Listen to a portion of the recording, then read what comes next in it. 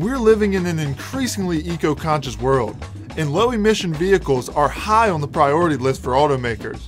BMW is no exception, and their new 2014 i3 says, "I see your low emission, and I raise you no emission."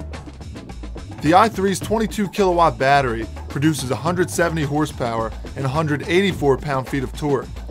The car itself is divided into two parts. First is the drive module, comprised of the suspension, the drive components, and the battery.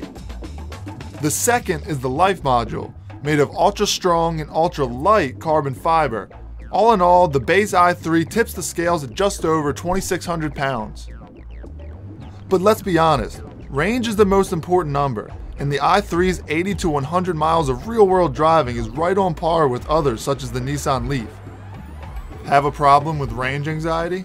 Well, BMW offers an optional 650cc gasoline-powered range extender, which acts as a generator feeding power to the battery rather than the wheels. In the end, it's good enough for 200 extra miles, but adds well over 200 pounds and deletes the zero emission label. But enough about the numbers. Cars are meant to be driven, and I've been waiting a long time to get behind the wheel of this electric bimmer. So I'm finally driving the new BMW i3, and I'm in the perfect setting for it. Downtown Los Angeles, plenty of traffic, plenty of stop and go. As far as driving it goes, I love the torque, instant torque as with any other electric vehicle. The thing that takes some getting used to is that when you let off the gas pedal, you start braking. That's because it's feeding energy back to the battery. But once you get used to it, you find it's actually pretty helpful in these city situations.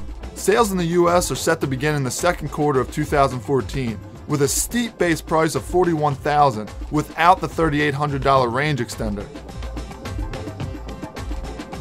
Make sure to keep tuning in to MotorWeek for new road tests and the latest first driving impressions.